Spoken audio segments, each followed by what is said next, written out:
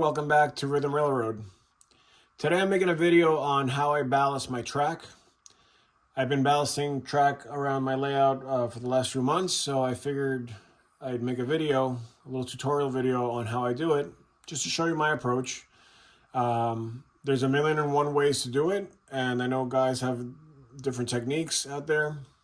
There's also a bunch of tools that are available for ballasting.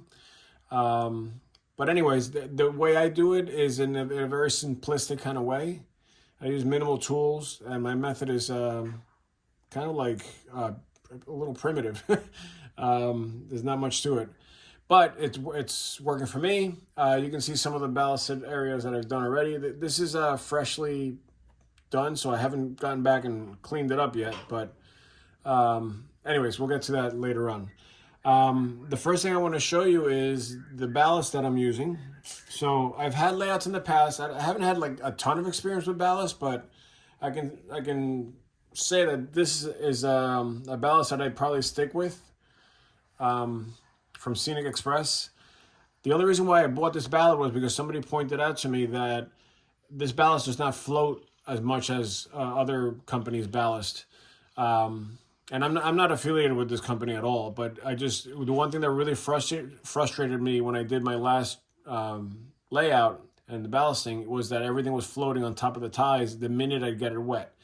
And it wasn't even like a little bit, like where we just pick up a little bit. It would literally like swim away from where you put it. So it would look perfect when you would lay it down initially, and then the minute you hit it with something, alcohol or soap or the scenic cement and all those mixes that are out there that are supposed to be to avoid that kind of stuff, it just was not working as ideal as I would have liked it.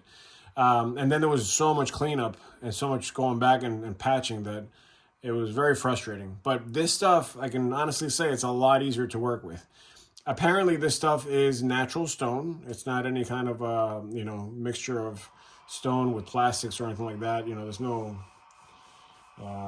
there's no like real things added to it. I don't think there's anything added to it besides just color, if that.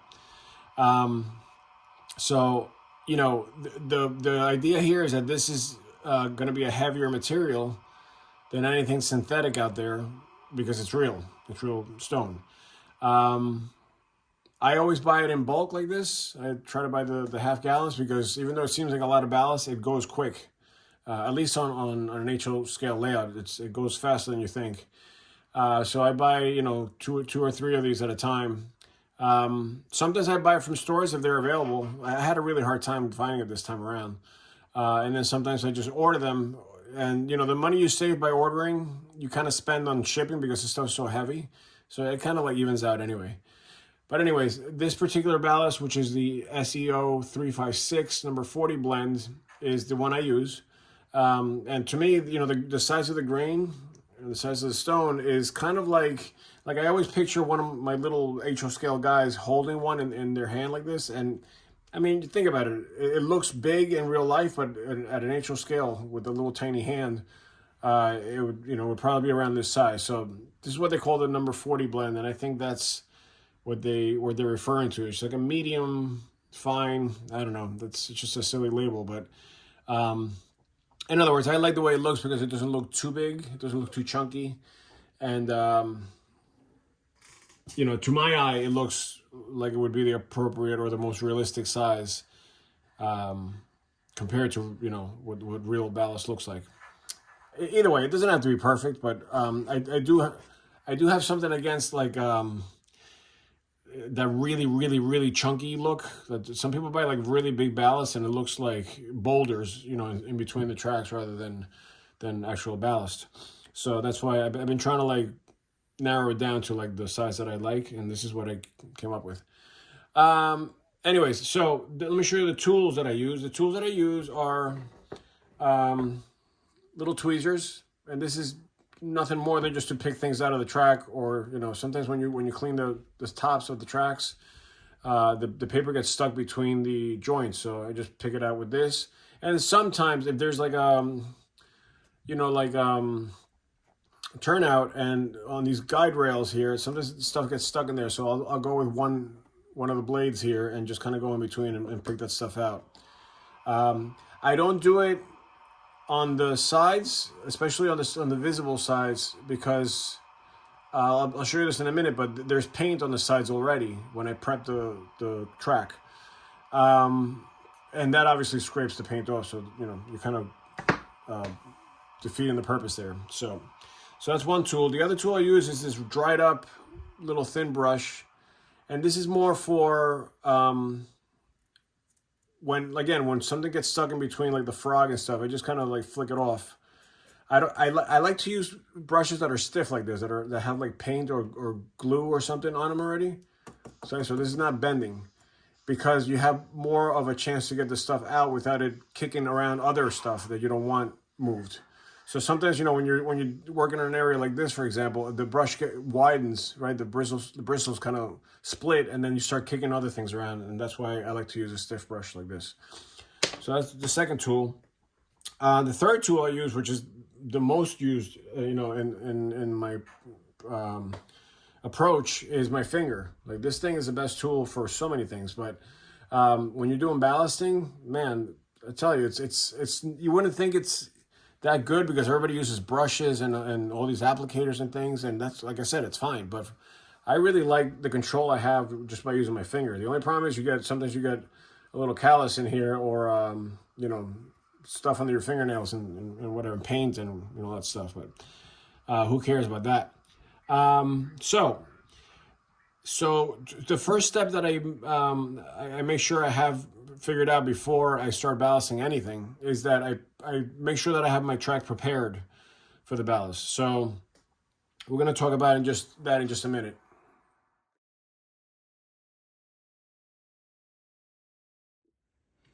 All right, so prepping the track. So the first thing I do when I prep is that I make sure that any ties that are missing, which is a typical thing that happens when you put track together, right? When you put flex track together, you're always gonna have to remove some of the ties so that you can put the rail joiner in, and then reintroduce the ties so that it doesn't look like there really is, you know, missing ties there. You know, when you are setting your track and gluing everything. The issue with that, though, at least for me, is that I've decided to put the feeder wires underneath the track, and in this case they're underneath the connector or the rail joiner. So, you know, the problem with that is that you create a little bit of bulk on the bottom, first of all from the rail joiner, and then also because of the solder and because of the wires. So there's always some kind of bulk down there that it's hard to slide a tie under there. But what I do is, first of all, I keep my ties. So I have, you know, a bunch of ties laying around from, you know, either tracks that I didn't use because I made a mistake or whatever, or you know, just every time I remove these, usually you get one or two out of the one track. So I actually have way too many. They're all in here.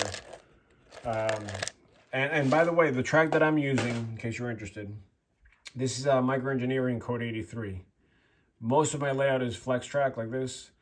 I also have Code 70, but it's the same ties, so that doesn't really matter. But the thing that kind of throws it off a little bit are that my turnouts are Pico, and Pico uses a slightly bigger tie.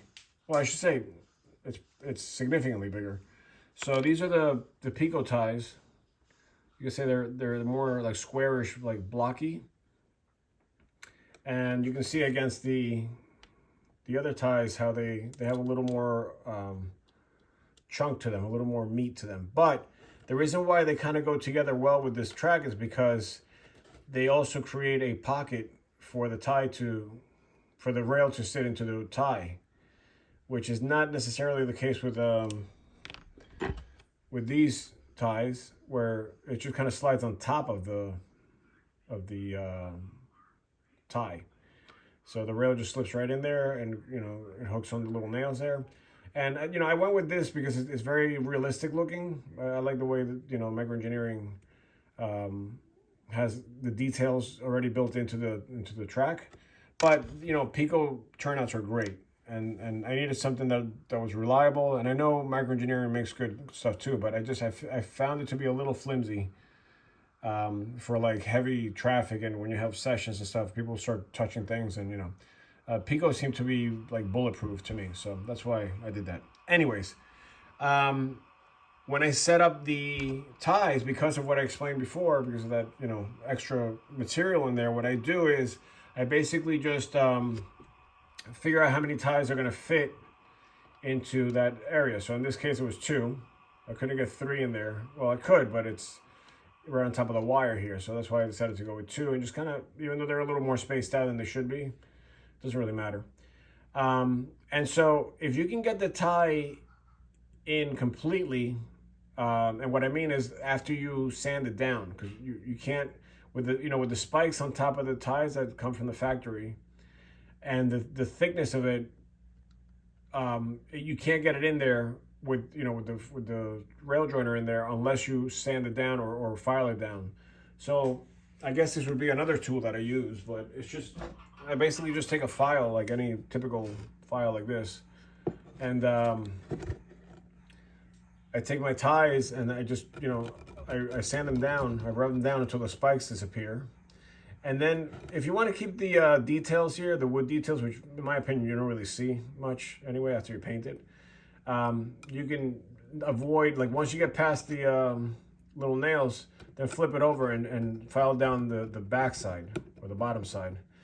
But you got to get it low enough so that it fits under there. You can get it a little snug, but I wouldn't force it in. I wouldn't like try to cram it in there, because what happens is with time, you're going to see a lift, which I've experienced already. So it's better that it slips in without much force at all, just kind of, but it still makes contact. It's better if it makes contact. If it doesn't, that's okay too. You won't even see it.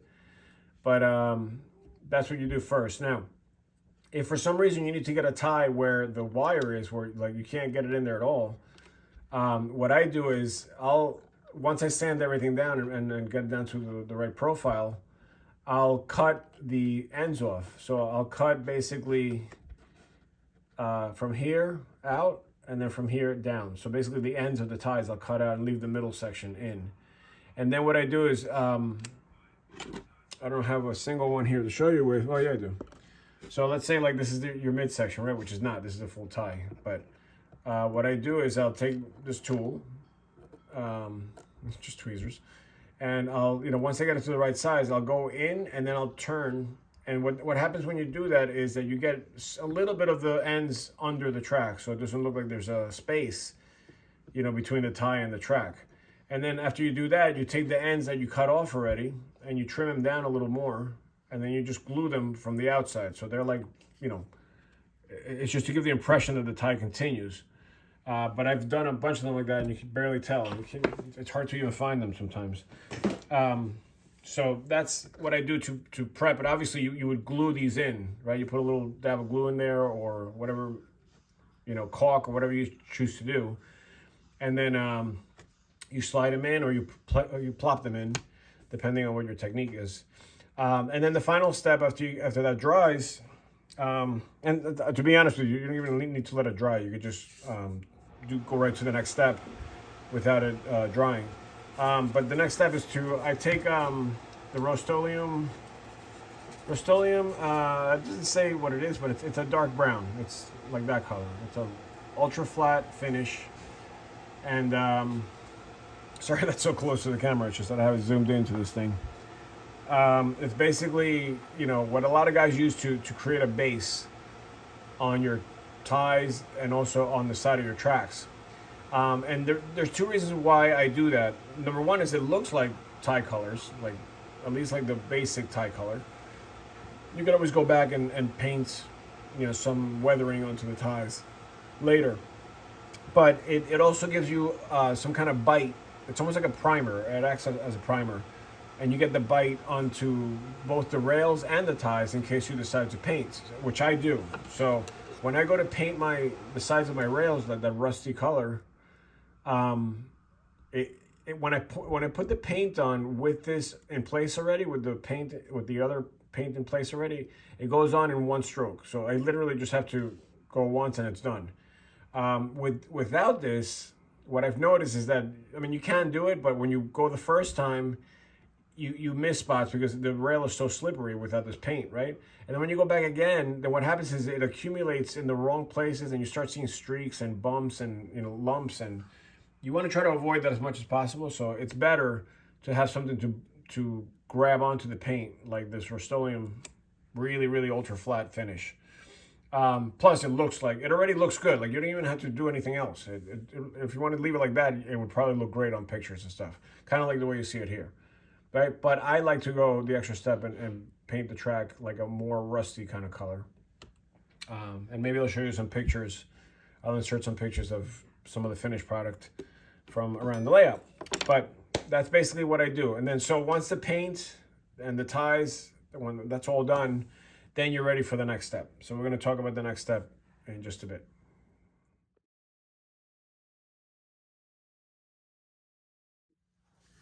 All right, so now we are ready to apply the actual ballast onto the track. Everything is obviously dried and ready for application. And I decided to go with this little section here, which actually runs a little further down. It goes all the way down to the next turnout, which is over there somewhere. But, you know, this is enough to show you what I do. And I'm trying to use a tripod so I'm not so shaky like in my other videos, but we'll see how this goes. So what I do first is I figure out the last point where I finish my ballast, because once you start adding ballast, it's hard to tell what's actually glued and what's not, like where the seam is. So what I do is I make sure that I know where that is. So, you know, there's a little ballast here, but the actual end of the ballast is here. So what I do is I just make a little mark here just so I know that that's the last actual, you know, full ballasting that I did. Even though this is dry already in there, it doesn't matter. You just add you know, you can add more scenic cement later and it won't affect it. Then what I do is I take my ballast canister or whatever you call this thing, tub and container. And then this is another one of my favorite tools. This is a small size, like Dixie cup type thing, kind of like what you get at the dentist when you have to rinse, right? And I just bend it like this, and I create like a little, I guess a little wedge there, a little corner for the cup. This one obviously has been used. You can tell from the wear and tear there. But I actually like it better when it's used like this, because then you don't have a very rough, a hard edge there. And then, you know, once that gets to be too much, you just find another corner like that. So it's very useful. It's very cheap, obviously. So what I do is I'll scoop up some of the material, and I'll find my corner, right? Try to make sure that it's open enough, but not too open where a lot of ballast is going to come pouring out. And then this is very basic. Like I said, I don't try too hard. I put the corner down. Once it starts pouring out, I just kind of go like that. And it doesn't have to be perfect. And sorry that I'm going past the camera angle here, but I'm trying to get this entire thing done. And then once I always start with the middle of the track. And I'll tell you why in just a sec. Let me just finish off this section here. The reason why you want to go with the middle first is because, I don't know if you've noticed, but tracks actually have, well, you can see it here with the ties. So when the ties are placed on these tracks from most companies, you can see that one side has a connector, but the other side does not. And then it's the opposite on the next set of ties. So you have a connector here, and then you don't have it there. And most track is set up this way. Sometimes you'll have connectors on both sides, but one thing that's you know, an advantage to having that is that as you push the ballast into the track, what happens is the ties allow for it to have an escape hatch, whether it's this way or that way. But it kind of works itself out so that once you get you know, a good level of ballast in the middle, then you'll see that it almost automatically becomes a good level on the outsides. You just have to add more for the edges here like this. But so what I start doing now is I try to just, on the seam, I try to just kind of tamp it down like this. right? And then I just, just flatten it out like this a little bit until it kind of looks flat. I use the tip and the body of my finger here, like the middle part. And I'll just, kind of smush it around until it's kind of flat. This is the easiest part because you don't really have to be too careful. I wouldn't do like a ton of ballast, because then what happens is as you start pushing it around, it's got, like if you add so much, then you're pushing it into the next section, which you're trying to get ballast out of. So again, what I would do is, just kind of put enough there so that you're going to have enough material to basically get it to this level where they're just at the top of the ties after you've kind of like pushed the material in. But you can see the material's already coming out the sides here, right? And that's what you want. And it's not going to come out of every section, but that's what you want. Now the next thing I do is I'll take my finger and I'll use more of like the tip, or like this flat part here where it's brown, and I'll just kind of start rubbing forward, okay? And then if I get too much, I'll rub backwards, and then I'll rub forward again. And then when I get too much, I'll go backwards again. So now you see, now that the ties are exposed, I didn't do much work there. There wasn't a lot of pressure at all, by the way. And you can see that the ballast is already coming out the sides, and it's basically creating the first level of ballast that you want. Okay, so I'm gonna do that with the rest of this. I'm just kind of go backwards here. Just be careful with the ties that you inserted, like over here where I have those extra ties. I just kind of go light, right? Because even though they're glued in, you can rip them out much easier than the ties that are, with rails already installed. So, like I said, just kind of keep this method going, just kind of forward and backwards. And that basically what you're doing is you're pushing the ballast in both directions into the ties so that you don't get any gaps or holes or things like that. And at the same time, you're feeding the sides of the ties. Okay, and like I said, I'm just going to kind of keep going here just to get everything else done. And then one thing I try to do so I don't have more work later is I'll go to the corners. So I'll go in like in this angle here. What happens is the thicker part of your finger goes into the rail, right? And if you know microengineering rail, there is a little bit of a curve inside where, material gets stuck in there. It's like a real rail. So by doing this and coming in at an angle like this, you're actually kicking off any extra ballast that might get stuck in there. Now, sometimes, you got to play with it until you see that most of it is out. You're never going to get everything out, but try to get as much as possible. Otherwise, you're going to be picking these things out forever at the end. All right. And then, once you do that, you go to the other side. And even though that's not visible, you should do it anyway, because what happens is sometimes it builds up so much that it kicks the flange of the wheels up. And then you start, seeing that the locomotives are behaving weird, or the cars, and that also you can get derailments, right? So make sure that you do it on both sides as much as possible on the non-visible side. But I know it's hard to see. And then what's going to happen is sometimes you get a little more ballast that kicks up. So again, just kind of, you got to keep working it in, and there's always going to be an escape hatch, right, for that extra ballast. But you can't just leave it like that, because then it's going to be really hard at the end to get rid of all that stuff. So yeah, work that all the way until you can feel it. The good thing about using your fingers is you can feel when there's ballast under it. And so once you feel like it's just ties and metal from the rail, then you're pretty much there. All right, so that's kind of like what most of my preliminary ballast work looks like, right? But that's the main thing, that you have the ties exposed. You don't want the ballast to be, I like my ballast a little bit lower than the ties, not by a lot, but enough so you can, so you can see a little bit of the center of the body of the tie. So, that's just my thing. And then now you're ready for the outside. And then, so what I do with that is I use the same cup. I'm going to start with this side first. It doesn't matter which side you go to, but notice that, you know, you can't do this before you do the inside, because then all you're doing is you're creating way too much bulk on the outside. So you want to try to get the center done first, and then I'm going to try to do this without getting in my own way with the camera so I can see what I'm doing.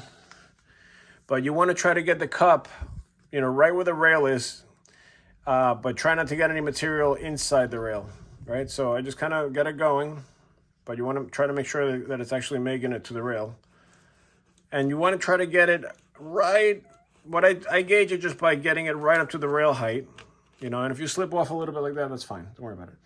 All right, but try to get it, you know, so you get pretty much the rail height with your ballast. And if it slips off, like I said, you know, this doesn't need to be perfect right now. You just want to get it kind of ballpark.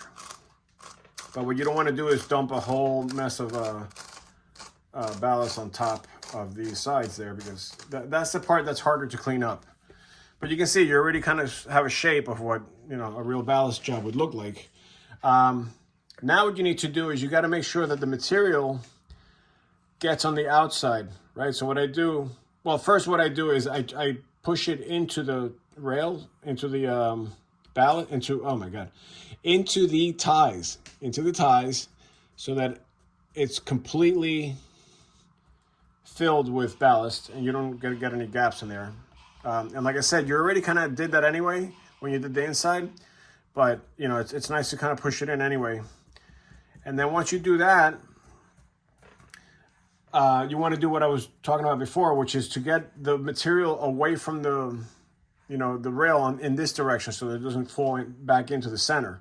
And I had some fall into the center here anyway, so we'll get that later. But what happens is I'll just go over the actual rail like this, and the side of my finger, you can see it kicking off that extra material, and that's all it takes, right? So you can already start to see the ties there, the tie ends.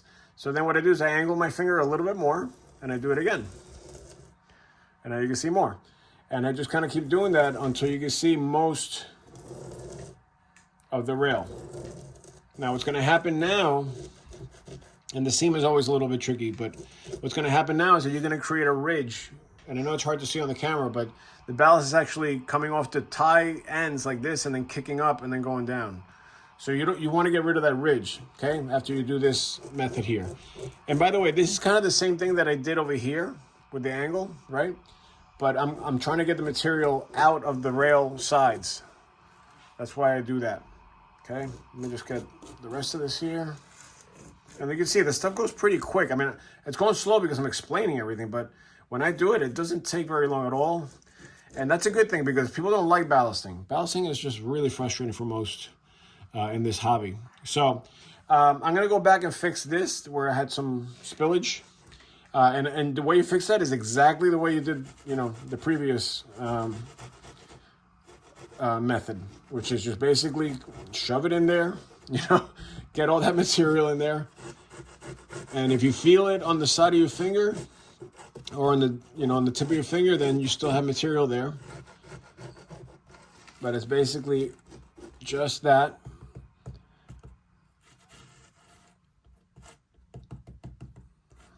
Like that, okay? Now we got to get rid of that ridge. So now what I do is I'll take my hand and kind of put it at a 45-degree angle, and that then puts my finger at a 45-degree angle. And so what I do is I just tap at it where the edge of the ties are, and just kind of, by tapping at it, just automatically, like the vibration of the tapping kind of kicks the ballast off just enough. So you can see the end of the tie, which is another thing I like to do, by the way. I like to see a little bit of the side of the tie. I don't like it where it's like completely buried. Sometimes I do get that, but if I can avoid it, you know, I'll try to do that. And then just kind of, you know, clean up a little bit as you do that, in case there's some left over, okay?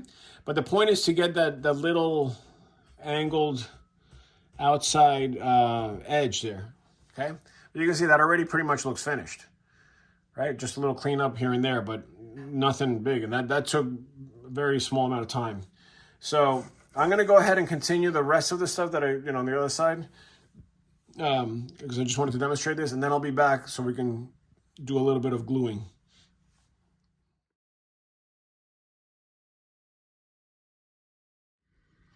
All right, so this is pretty much the last step of the process.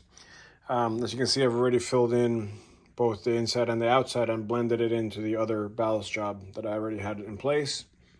I did notice that I had a little bit of a high point here. I guess I didn't see it originally and I forgot to lower this down. So there's a little bit of a ridge here. That's easy to fix. I'm just gonna scrape at it a little bit until it lowers. And then if I need to patch it up with a little more ballast on top of that, that's what I'll do. But you can see I've completed it all the way up to where I wanted to, which is at the start of this turnout. The turnouts I do a little different, but I just wanted to get to this point here. So from here to where I made my mark, which is right there, that's all unglued or, you know, unfinished ballasting. I sometimes go back and kind of like clean this up a little bit, like just to make it a little straighter. I'll just take my finger and just kind of, you know, make this line a little straighter. And if I need to kind of push more into the other part of it like that, I'll do that. I never have it perfect, but try to get it kind of close.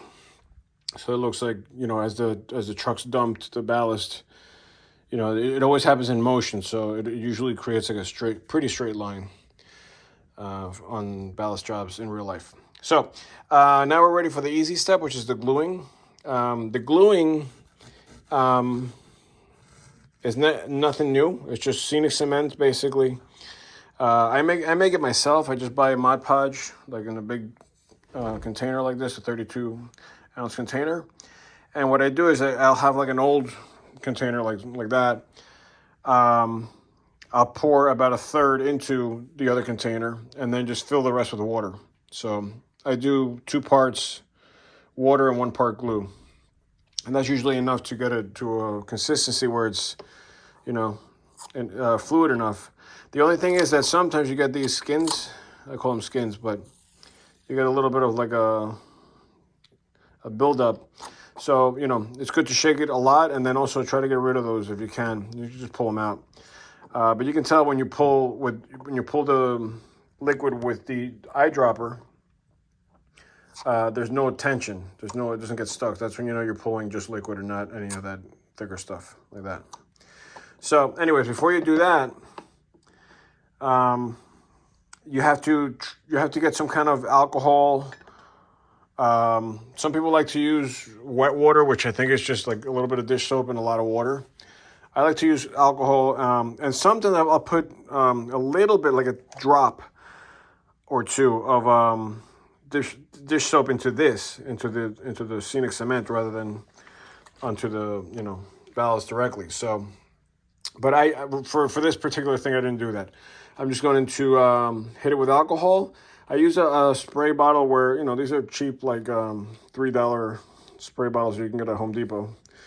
And I try to buy 70% alcohol so that it takes a little longer to dry. If you buy the 90 or whatever, it dries so fast. By the time you get to putting the glue on top, you're basically putting it on dry surface again. So, and you want to try to get it so that it sprays from far away, so that you don't create like a very strong stream, and then you can knock the ballast out of whack. So I'm going to start a little bit over the mark, like over here somewhere. And you can tell when it's wet because it'll get a little darker, right? The ballast will get a little darker. Try not to do like tremendously long sections with the alcohol, because what happens is, you know, you got to go through this basically 3 or 4 times with the scenic cement. So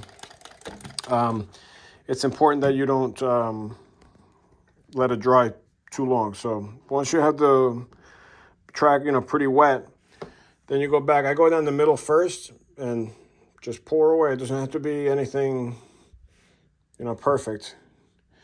What the alcohol is doing is that it's pulling the glue into the ballast, so it'll actually spread out on its own. You don't need to worry about getting every little thing down. So once you do the middle, then you go out to the sides. I'll do the inside first. I go right by the track first. Don't worry if you get it on the track. And since this is double track, I just put a little bit more than usual, like in the center here, just to kind of make sure that stuff doesn't lift later. It's just more ballast than you would typically use on a single track. And then obviously you're going to go into this side. And once again, don't worry if you get a little bit on the track. That's all going to get cleaned anyway. And I've done a lot of ballasting already, and I'm doing it the same exact way throughout the layout. And I don't have any problems with the locomotives, like, you know, stalling out or hesitating or anything like that. So obviously it's not, the glue is not affecting the track. And then that's basically it. What I do sometimes, right after I glue, or right after I put that first part of the glue, is I'll just take like a paper towel like this. Obviously got a clean spot, and I'll go over the track once on each head. So like once on this one, right? And then I'll pick another spot here, and I'll go on the other head, on the other rail. Just so you get most of the glue off. This way you don't have to work so hard later on to get that off. See, it's basically dry. I can just, you know, run my finger through it.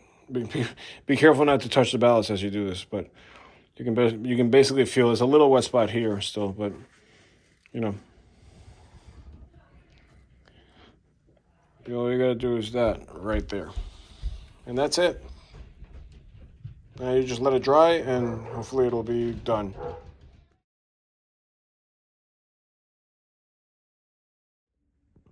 All right, so I just wanted to show you what the finished product looks like. This is with the paint and the ballast in place, and also for the industrial spurs I add other material, which I'm going to try to make another video on that and how I accomplish that kind of thing. But this is the basic, feel for mainline that I'm doing. I also paint my turnouts all the way through, so and they work just fine. So I'll show you how to do that in other videos. And what I've been doing also here and there, like where it's track that's less maintained, I've been weathering the ties like that. So every few I use like different mixes of grays and tans and things like that, and that's how I get that effect. And I try to do that in the industrial spurs and also like the tracks that are not part of like the main or the siding, where it's like in this case this track is meant for the station that goes out this way, so it would be less maintained and also not part of the main line. So that's basically what it looks like. So I just wanted to give you kind of like a finished product image here, so you can see what potentially will be happening on the other side when I finish. All right, so more to come. Hope you enjoyed this.